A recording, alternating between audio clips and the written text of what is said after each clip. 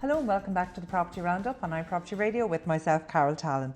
Today we're coming to you from the heart of Limerick City, and we're essentially recording within the commercial nerve centre in the offices of Limerick Chambers. And joining me is returning guest Sean Golden, Chief Economist and Director of Policy with Limerick Chambers. You're very welcome, Sean, or should I say thank you for welcoming us into this fantastic building. Absolutely, you're very welcome. Good to have you here in person. Yeah, do you know, obviously we first met working on a placemaking project in Limerick during COVID when everything was being done online, and since then we've caught up on some of the activities of the Chamber online. So it's great to be in Limerick today. I have a real fondness for the place, having lived in North Kerry for such a long time. So this was my main city for a period of time as well. And today we're visiting it on a day when the sun is shining, everything looks beautiful, driving over the bridges, Limerick just is shining. Yeah. Give us an update on how things are within Limerick City at the moment, and I suppose I'm referring specifically to the Midwest Economics Insight 2025 that's just come out. Lots of interesting reading in there. Yeah, very, very lengthy report, but I suppose gives all the detail that people need. So we produce this on an annual basis. It's for the whole Midwest region, but obviously underpinned by Limerick City. We kind of chop it down into 5 categories. We've housing and property, employment and the wider economy, logistics, transport and education and skills.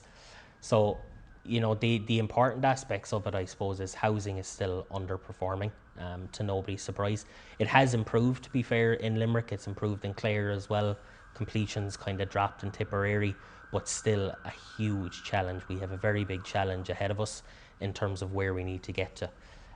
On the opposite side then, when it comes to employment, we're at record highs. You know, we're continually reaching record highs across the Midwest. But again, housing is underpinning that, and it's a critical aspect of it. Education and skills, pretty much the same thing. You know, we've about 30,000 enrolments in further education per year, 11,000 graduates. We'd like if most of those could stay in the Midwest or Limerick, you know, if they could get houses and the rest of it. But what we've seen in the last couple of years is a decrease in the number of enrolments. So that could be a demographic bulge just working its way through the system. In terms of logistics then, I suppose some concerning figures, but some positive figures as well. You know, Shannon Foynes Port continues to be one of the biggest ports in Ireland for importing and exporting of certain products. But then when you look at the likes of road freight, we can see that we're losing share relative to Dublin kind of year on year. So when you think about logistics from a regional perspective, what can we do to counteract that? And then with transport, the wider transport sector, really interesting stuff. Shannon Airport up over 2 million passengers a year, bouncing back after the COVID figures. And then what we're seeing as well with public transport, that's bouncing back after COVID as well. So it took a hit. So it's very important to our members that they have access to all types of transport really to get from A to B, from work to home. So some positive stuff there, but then you look at the likes of the number of bus operators and that's declining, and it throws up the question, you know, do we have enough operators at the moment to fulfill the plans we have for active travel and public transport across the region?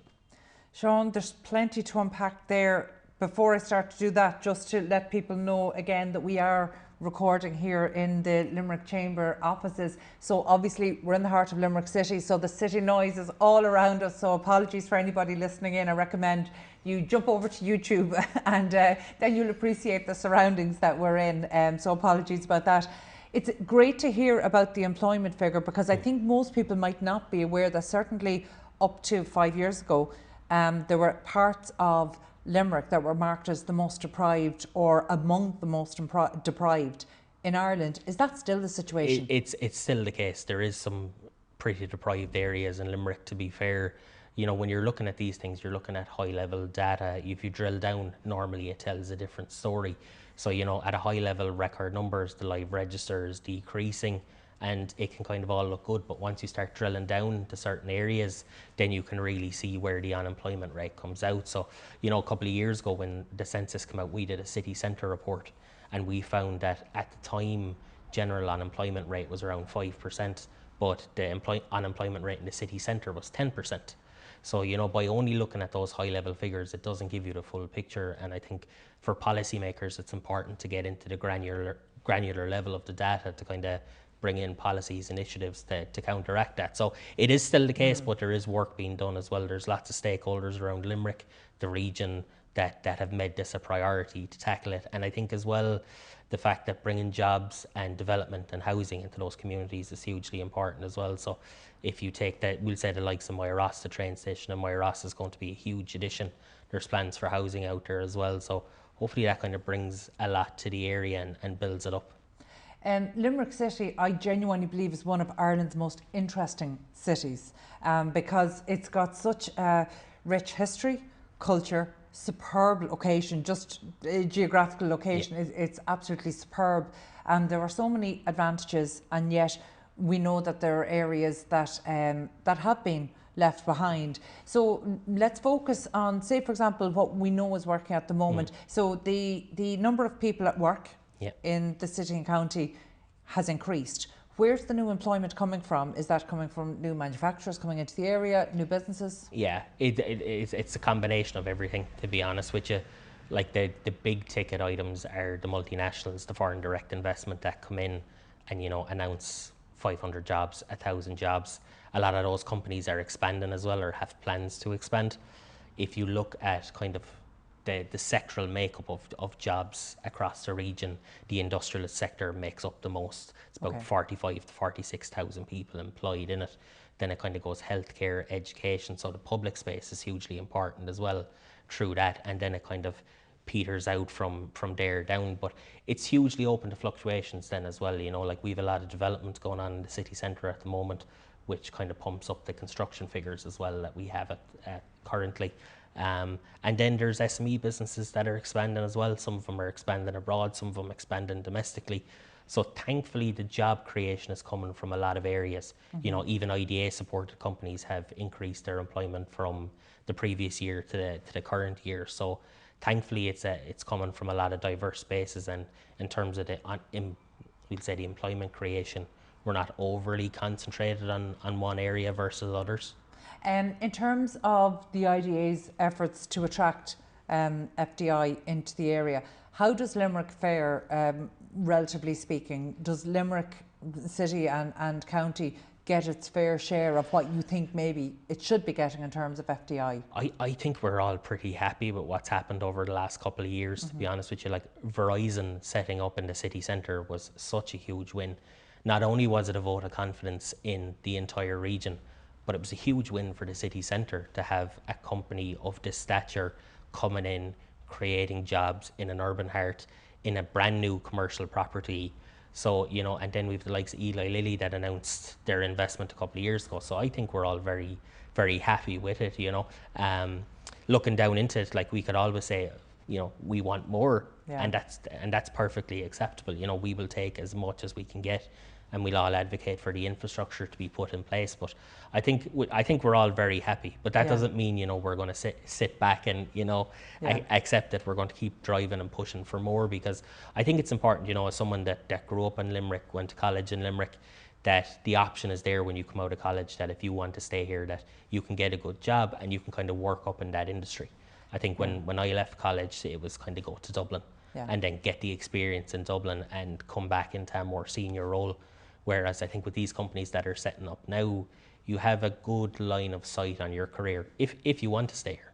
And that's a really important, particularly for a university city, because one of the metrics of how you would measure the success of the city may well be the number of graduates who choose to start their career and potentially stay here. And I think in terms of the FDI, it's always interesting for me to be able to separate the announcements for new FDI in an area and the expansion of companies that have been there for years, or in some cases decades. And to me, that's always a stronger signal, because it means the talent they've access to, they're happy with. The talent they're attracting are happy to stay, they're being retained. And that means they're actually enjoying the quality of life, which generally means their partners and families are enjoying the quality of life, which is a huge part of the whole placemaking side of it, as opposed to just the houses. But let's talk about the houses for the moment. Over the last 5 years, there's been a 44% increase in house prices. Is that being driven by pure lack of supply? Pretty much, I suppose. Look, if you go back to economics 101, supply and demand, we're nowhere near the supply. Like, I think you'd have to double or quadruple output in Limerick at the moment to meet supply, going off the Housing Commission's figures. And those figures are pretty much on the ball. It's what we've been kind of working towards for the last number of years based off our own internal analysis. So, but look, you've the general costs of construction and general inflation as well. But if you bring it back to the core issue, we're just simply not building enough. We're within the housing crisis, there's a number of mini crises as well. We're not building enough social housing, we're not building enough affordable housing, we're not building enough apartments, we're not densifying to the appropriate way. But it all rolls back into we're simply not building enough housing. In terms of whether it's the Housing Commission's data or your own, where do you put demand across Limerick City and County for new housing?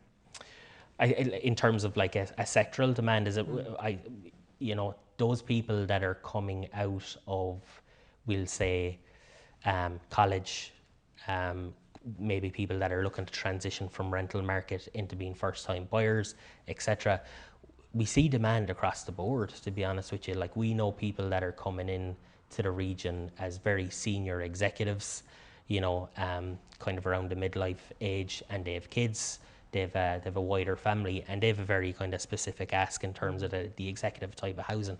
But then when you look at people that are younger, they kind of veer towards more apartment living, which we don't really do well here at the moment. So I think it's actually across the board. And then the vast majority of people want to transition into home ownership as well. It makes sense. It's more secure. It's more financially secure in the long term, and that's the issue as well. So it's kind of across rental and purchase, and social housing as well. You can see 3,000-4,000 households on the waiting list. So it's across all marks of society, really.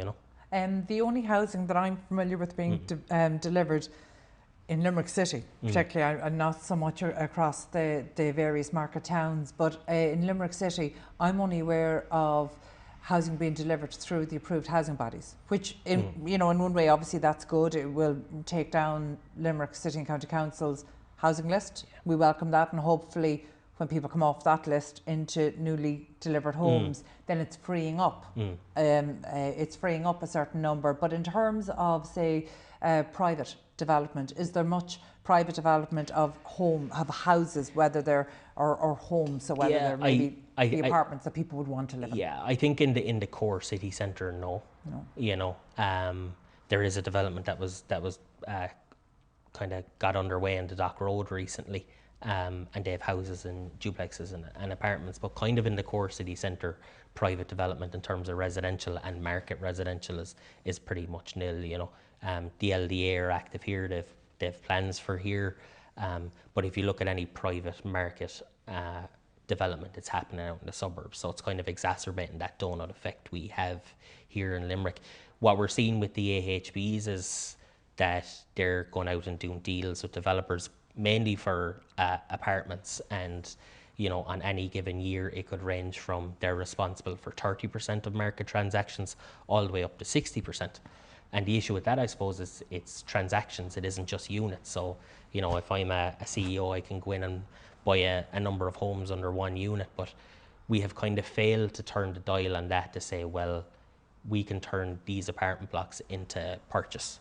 They're really expensive, so they can't do that. Or even turn them into, on a wide scale, cost rental and affordable rental. So to date, since 2022, Limerick has delivered about 340 affordable homes.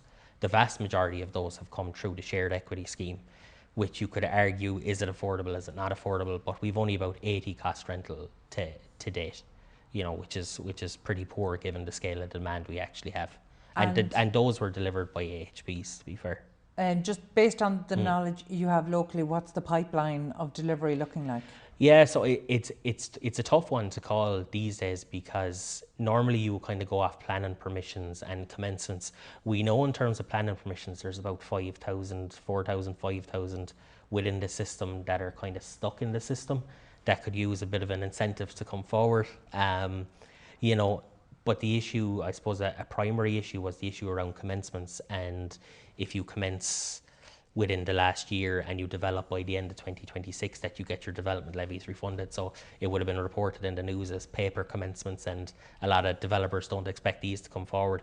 And that's very much the case. Like, we saw a huge spike in commencements last year, but it's not clear if they're actually coming forward yet, or if they will come forward by the end of it. That pipeline is pretty strong. You know, it's up around the 1,500.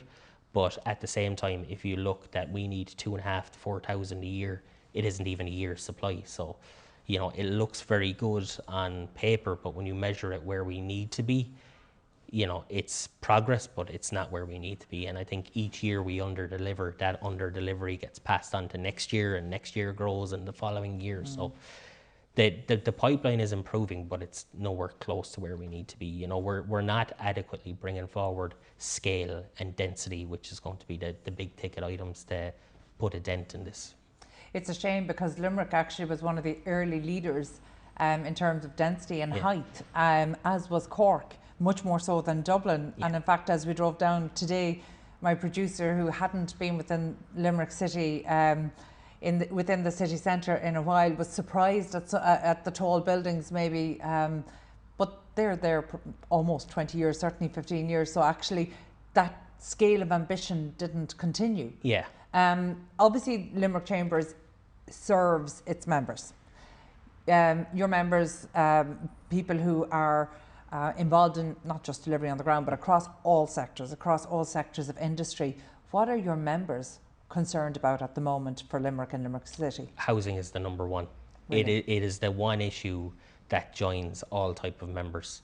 You know, if you're a coffee shop operator or you're a site lead for a multinational, everyone is having housing issues. It's leading to, you know, issues in retaining talent, attracting talent. It's driving wages up, because, you know, an employee will come back and demand more wages to match the cost of living, to match the cost of housing. So it's the one thing that joins a lot of our members is the housing issue for sure. And so in terms of the business, I understand how that would have a challenge attracting and retaining talent and team, but obviously it's been such an interesting few years, and I say that in the widest sense of the term, interesting. You know, the challenges have been maybe unexpected challenges in terms of COVID, and then Brexit, and now you've got the threat of tariffs, and, you know, you've spoken about the importance of, say, fines as for importing, and the fact that you have so many multinationals here. So the challenges have been somewhat different in the last 5 years than they might have been maybe in the 2 decades before that. How are your members navigating that? Yeah, I think a lot of our members are in very strong positions, and when it comes to, you know, geo kind of political issues like that, we're very lucky here in the Midwest, I suppose, that the trade relationships that our bigger members have are very focused on Europe, very focused on Asia. Some members are particularly exposed to the US. They've found innovative ways of dealing with that. I admire them in a lot of ways. And they have their US counterparts lobbying and preparing plans there as well. But I think when you look at the likes of tariffs and the lead-in time that this is going to take, and a lot of these businesses, hugely capital-intensive investment in factories and manufacturing and the rest of it, you know, they're not going to make a long-term decision based off a short-term announcement on tariff. You know, it's not as if they're going to pick up and kind of run back to the States immediately. And I suppose, you know, it's a 4 or 5 year presidency, and I think if they think the environment is going to change after that, it's going to become much more friendly to American investment abroad, then, you know, they'll kind of grin and bear it for the time being. But there's an issue around data as well to truly understand the impact. You know, you might sit down and look at the data and say, oh, well, the Midwest actually doesn't trade with the US that much. But if you look further down the chain, the US will be there in some shape or form. You know, you have a manufacturer here of steel that produces some sort of part that sells it to a company, and that company then exports to the US. So there's definitely instances of it. But I think a lot are trying to diversify, if they haven't already, into other markets. So I'm not overly worried about it yet. I think the pharmaceuticals aspect of getting, I suppose, a breather for the time being is good. I think if something was to come in around that, it might be a bit of a different situation, certainly for us in Cork and Galway. But for now, it's that's not necessarily anything to panic about. Brexit was kind of a different story completely. We knew it was kind of happening. We knew it was long term. There was lots of government supports, I suppose, around at the same time as well. And as the situation progressed, it became much clearer how it was going to operate. So I think the real shaky times were in the early days when nobody knew what was going to happen. And to be fair to Ireland at the time, you know, played a blinder in a lot of the discussions and negotiations and even communication to businesses and members as well. And again, that came back to diversification. So I think that the key point of doing business in the Midwest and remaining stable is the diversification part. Yeah, well, maybe we'll turn our attention to retail for a moment, because today almost feels like a misleading day to judge retail, because Limerick City is looking fabulous today in the sunshine. So many projects have commenced in terms of public realm. Yeah. So actually, as city centres go, I think Limerick is potentially or possibly leading the charge in terms of public realm. So I'm interested to know, today it's full. As we were driving even up O'Connell Street, looking to our left and right, we're seeing pedestrianised areas with outdoor seating, and it all looked full. The city is buzzing. And in fact, just last summer, I spent a couple of days in Limerick for the place race, where we focused on place and we walked around and we looked at retail units maybe that were vacant at the time. And even just from last summer to today, it appears that the level of vacancy doesn't seem to be as pronounced. Now, I don't know, is that just street dependent? So how is retail doing? It's an interesting one. I think retail find it much more difficult than kind of other Irish SMEs, and certainly, you know, big American multinationals and the rest of it. Vacancy in the city centre has been actually increasing. It's good to know that the perception probably isn't as obvious as what it is, you know. I think the last Geo-Directory report had it about 19.9%, which is kind of every 1 in 5 commercial premises. Is that the highest in any city in Ireland? I don't think it's it could be the highest in a city. I'm not too sure. It's not the highest in Limerick, and it's certainly not the highest in, we'll say, like a geographical area. You know, like really concerning, Shannon is up around the 30%. You know, and when you look at the success of Shannon and the inward investment that's coming there, it's very obvious that it's kind of lacking a town centre. So, it's concerning, and in most places it's ticking upward, kind of quarter on quarter, year on year. And we've seen some high profile vacancies out of the city centre over the last number of years. Now, we've had a lot of positives as well, you know, pop-up shops, smaller retailers, etc. On one hand, a lot of our members are finding the cost environment hugely difficult. So, you know, there's been no decrease in, we'll say, insurance premiums, the cost of electricity, really, really onerous on businesses, particularly if you have a customer-facing business where customers are coming in and hanging around, and there's the issue there around insurance. Footfall is on the up. That's obvious. I think where the Chamber sees the biggest impact coming from anything is getting housing into the city centre. Because that way then you have the all-day footfall and you have the all-day economy. Now, you know, 2 weeks ago we had Riverfest here in Limerick. It brought 140,000 into the city centre, and the city was absolutely rocking. It was incredible to see. Limerick is able to do it, you know, and we should be able to do it on a consistent basis. But I think it's about the critical aspect is getting that density living in the city centre, because, you know, I remember years ago in a previous life I did a study for Limerick, and you could see the footfall pretty much falls off at 4 o'clock. People are gone from school, gone from work, and you don't have that all-day footfall that you should have in the evenings. You know, so I think there's certainly been progress. I think it is challenging for retail. I think it's concerning if they're in business 20 years and suddenly the shop is closing beside them. But then it's great when you hear a new business announcement, you know, and we'll say like the former Debenhams unit has some exciting plans coming forward for it at the moment as well. You know, you have the Opera Centre with Limerick 2030. But the former Debenhams, was that at one point being talked about as maybe an extension of the UL campus or an academic purpose? I Will think it be retained as I think retail? that was the old Duns site. Oh, the Duns. Yeah, so they're actually pretty close to each other as well, Carol. So the Debenhams building been vacant for quite some time, Okay. and then planning permission went in to keep the bottom floor as a retail, some of the first floor as well, and then an apart hotel after that.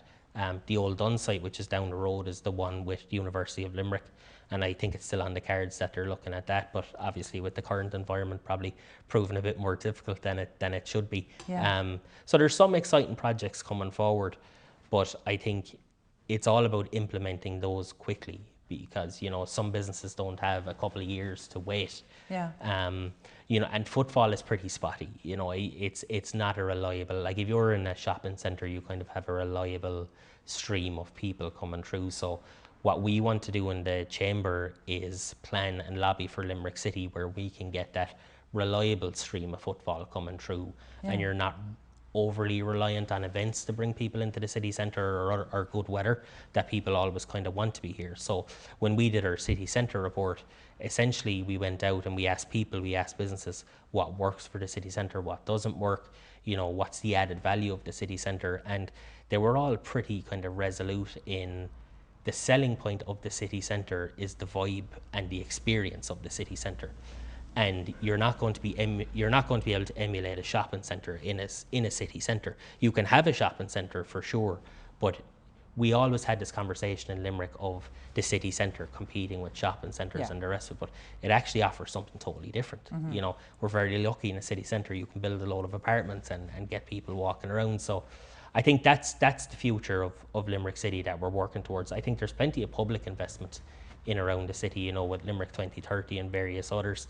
1BQ was finished recently, which is private investment, and then Verizon went in. So there's some good stuff on there. I think the critical part that's missing is housing. Yeah. You know, that sounds almost contrary though to think that footfall is up, yet retail vacancy is up, because normally there would be more of a correlation. I know you say footfall is spotty, but there'd normally in a city centre be more of a correlation that when footfall is up, you would imagine it would attract retail, and some of the kind of cost issues there, they would be similar to other cities and even other large market towns.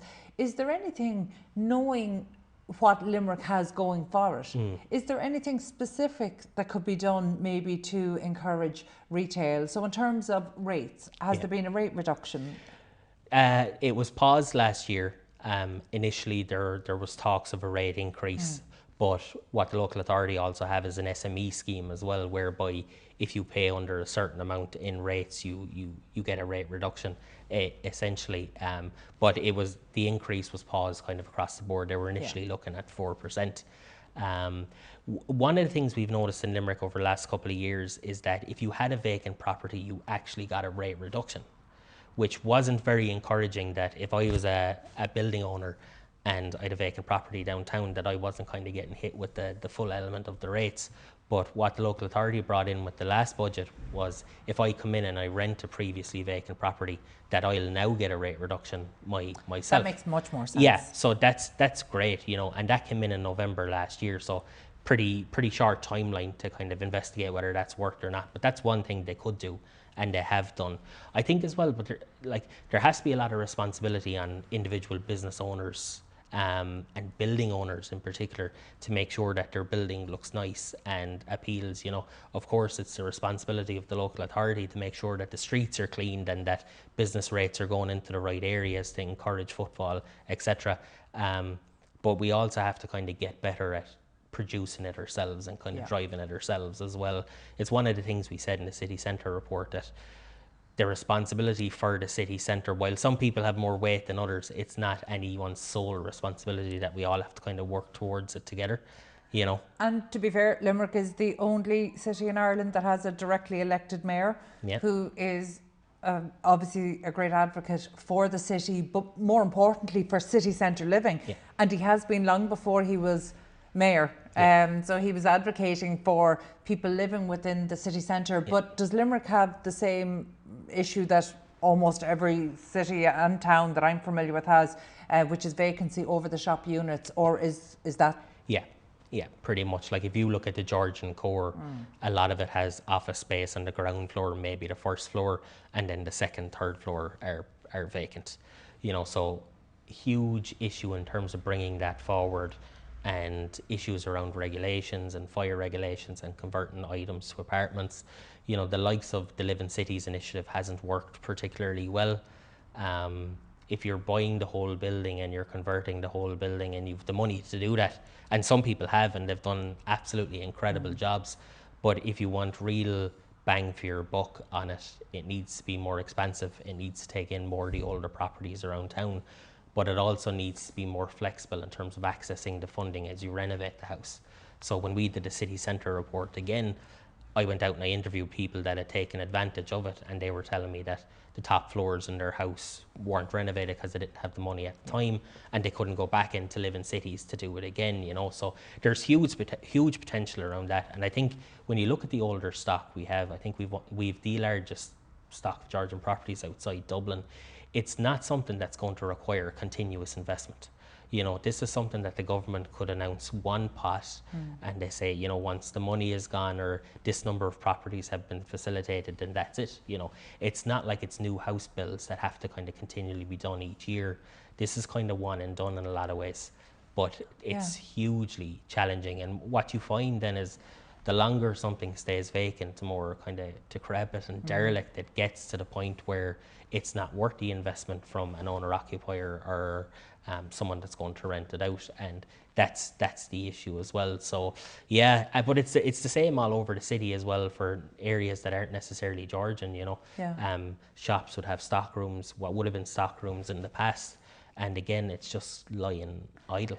Sean, I think that's a really interesting take you had though on something that could be done, even if it was a single pot, and then you finance as many homes as can be, or potential living units as can be. So before we finish up today, just because you have talked about how housing is the number one issue for all of your company and corporate members, the housing department, obviously we know it's under the programme for government, and obviously there's been quite a bit of controversy around it recently. I won't ask you to comment on that, but really? the housing activation office.